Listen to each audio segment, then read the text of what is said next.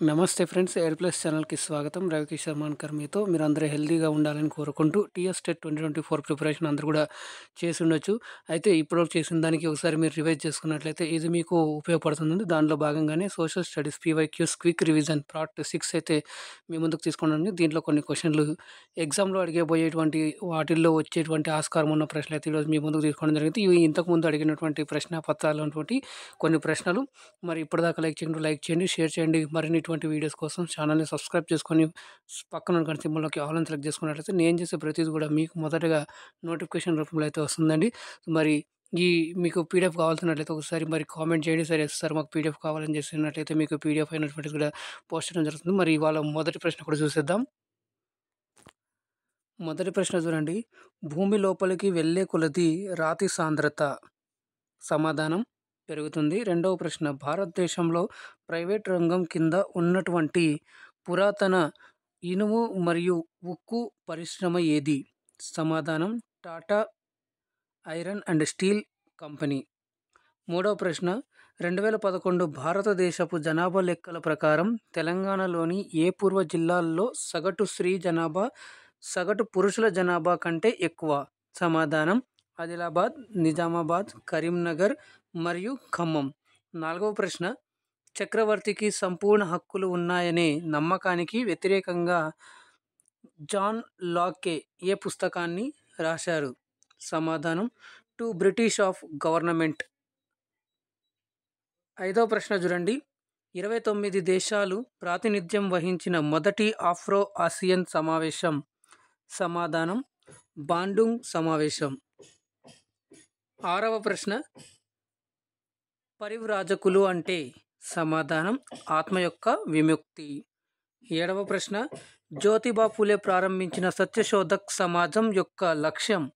సమాధానం అణగారిన వర్గాల సామాజిక ఆర్థికాభివృద్ధికి విద్యను ప్రోత్సహించడం. ఎనిమిదవ ప్రశ్న, మహాత్మా గాంధీ సహాయ నిరాకరణ ఉద్యమం ఏ కారణం వలన విరమించుకున్నారు? సమాధానం గోరఖ్పూర్ వద్ద చౌరీ చౌరా సంఘటన జరగడం వలన. తొమ్మిదవ ప్రశ్న, వేదకాలంలో ప్రజలు అగ్ని మరియు సోమను పూజించేవారు. సోమ అంటే? సమాధానం ఒక ప్రత్యేక పానీయం తయారు చేయడానికి ఉపయోగించే మొక్క. పదవ ప్రశ్న చూడండి. ఇలాంటివి మీకు చాలా చాలా ముఖ్యమైతే అవుతూ ఉంటాయి. సో ఇప్పటివరకు ఇంకెవరైనా చూడట్లయితే కింద మీకు ప్లేలిస్ట్ లింక్ అయితే ఇవ్వడం జరిగింది. మీరు అక్కడ నుంచి కూడా ప్రతి ఒక్కటి కూడా చూసేయచ్చు. సో లాస్ట్ మూమెంట్లో ఎగ్జామ్ పోయే ముందర ఇటువంటి ప్రశ్నలు ఒకసారి చూసుకున్నట్లయితే మీకు ఎంతగానో ఉపయోగపడతాయండి. సో రైట్, మరి ఇక్కడ చూసుకున్నట్లయితే పదవ ప్రశ్న, ఈ దేశంలో ప్రవేశపెట్టిన సంస్కరణలు గ్లాస్నోస్ట్ మరియు పెరియస్ట్రాయికాగా వర్ణించబడ్డాయి. సమాధానం సోవియట్ యూనియన్. 11వ ప్రశ్న, క్యాబినెట్ మిషన్ 1946లోని సభ్యులు? సమాధానం Pethick Lawrence, Stafford Cripps, Alexander. 12వ ప్రశ్న చూసుకున్నట్లయితే వీరి న్యాయస్థానంలో ధర్మస్థులు మరియు కంటక శోధనలు ఉండేవని కౌటిల్యుడు సూచించారు. సమాధానం మౌర్యులు. 13వ ప్రశ్న, మహామోక్ష పరిషత్ మతపరమైన సమ్మేళనాన్ని నిర్వహించిన వారు? సమాధానం హర్షవర్ధనుడు. 14వ ప్రశ్న, హర్షవర్ధనుడు రచించినది కాదంబరి. 15వ ప్రశ్న, భారతదేశంలోని ఈ పాలకులు చోత్ మరియు సర్దేశ్ముఖి అనే పన్నులు వసూలు చేసేవారు? మరాఠాలు. 16వ ప్రశ్న, రెండవ ప్రపంచ యుద్ధం ముగిసిన తరువాత నాజీ జర్మన్లను మరియు వారి నాయకులను బంధించి ఏ ట్రిబ్యునల్లో విచారించారు? చూసుకున్నట్లయితే నూరెంబర్గ్ ట్రిబ్యునల్ అయితే వారిని విచారించడం జరిగింది రెండవ ప్రపంచ యుద్ధం తర్వాత. 17వ ప్రశ్న చూసుకున్నట్లయితే మొఘల్ సామ్రాజ్యం పతనానికి గల కారణం? ఔరంగజేబు యొక్క మతపరమైన విధానం అనేటువంటి దీనికి సరైన సమాధానం. 18వ ప్రశ్న చూసుకున్నట్లయితే తమను తాము జాతీయ అసెంబ్లీగా ప్రకటించుకున్న థర్డ్ ఎస్టేట్ ప్రతినిధులు? చూసుకున్నట్లయితే దీనికి మీరాబ్యూ, అబ్బేసియస్ మరియు బెయిలీ అనేటువంటిది ఇక్కడ సరైన సమాధానం అవుతుంది. 19వ ప్రశ్న చూడండి. బిస్మార్క్ నాయకత్వంలోని జర్మనీ ఏకీకరణతో సంబంధం లేనిది? సమాధానం వాటర్లూ యుద్ధం. ప్రశ్న మరొకసారి చూడండి ఇక్కడ.